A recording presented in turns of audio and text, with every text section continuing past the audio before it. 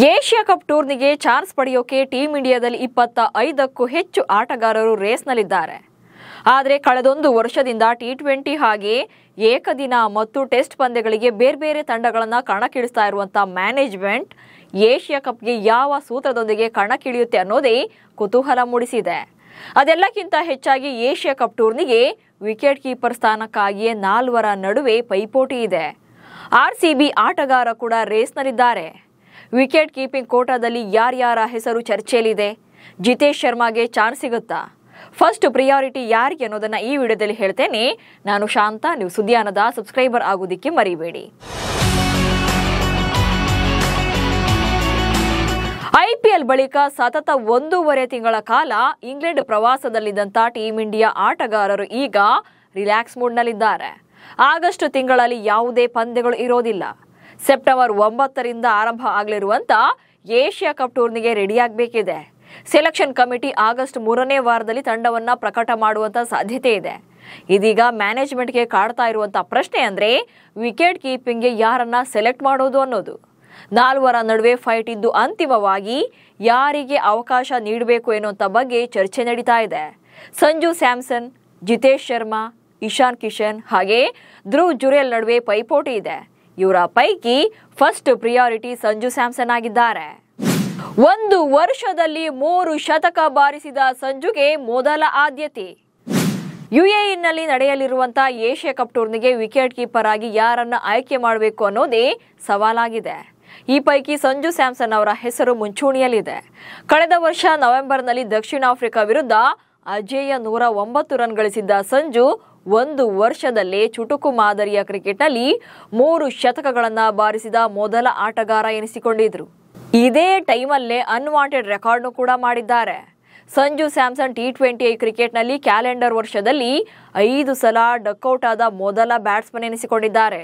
13 ಪಂದ್ಯಗಳ ಪೈಕಿ 5 ಸಲ ಖಾತೆಯನ್ನೇ ತೆರೆಯದೆ ಶೂನ್ಯಕ್ಕೆ ವಿಕೆಟ್ ಒಪ್ಪಿಸಿದ್ದಾರೆ. ಹೀಗಾಗಿ ಬಿಸಿಸಿಐ ಸಂಜು ಸ್ಯಾಮ್ಸನ್ ವಿಚಾರದಲ್ಲಿ ಡಕ್ಔಟ್ ಬಗ್ಗೆ ಕೂಡ ಯೋಚನೆ ಮಾಡ್ತಾ ಇದೆ.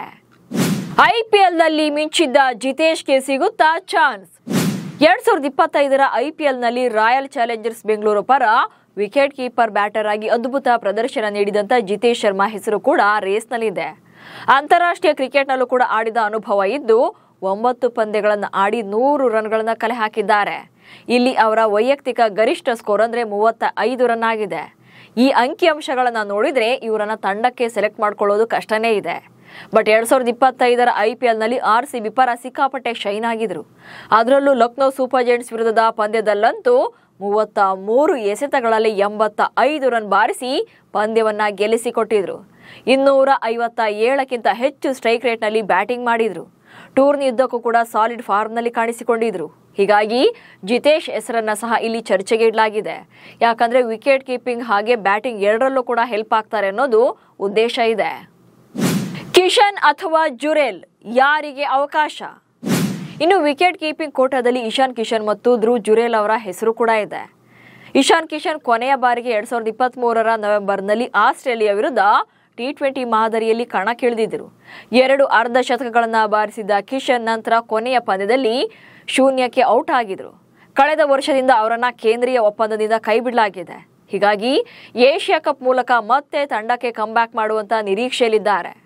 ಮತ್ತೊಂದು ಕಡೆ ಧ್ರುವ್ ಜುರೇಲ್ ಕೂಡ 4 ಟಿ20 ಪಂದ್ಯಗಳಲ್ಲಿ ಭಾರತದ ಪರ ಕಣಕ್ಕಿಳಿದಿದ್ದಾರೆ. ಆದರೆ ಕಲೆ ಹಾಕಿರೋದು ಮಾತ್ರ ಕೇವಲ 12 ರನ್ಗಳನ್ನ ಮಾತ್ರವೇ.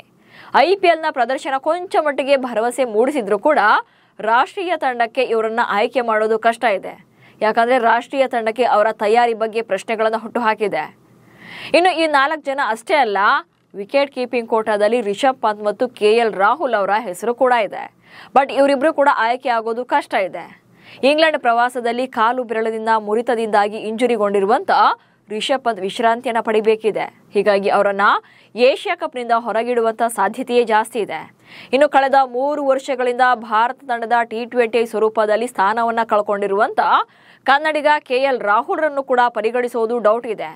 ಸದ್ಯದ ಡೆವಲಪ್ಮೆಂಟ್ಗಳನ್ನ ನೋಡ್ತಾ ಇದ್ರೆ ಸಂಜು ಸ್ಯಾಮ್ಸನ್ ಮೊದಲ ಆಯ್ಕೆ ಆಗಬಹುದು. ಹಾಗೆ ಜಿತೇಶ್ ಶರ್ಮಾರನ್ನ ಬ್ಯಾಕಪ್ ಆಗಿ ತಂಡಕ್ಕೆ ಸೇರಿಸಿಕೊಳ್ಳುವಂತ ಸಾಧ್ಯತೆ ಇದೆ.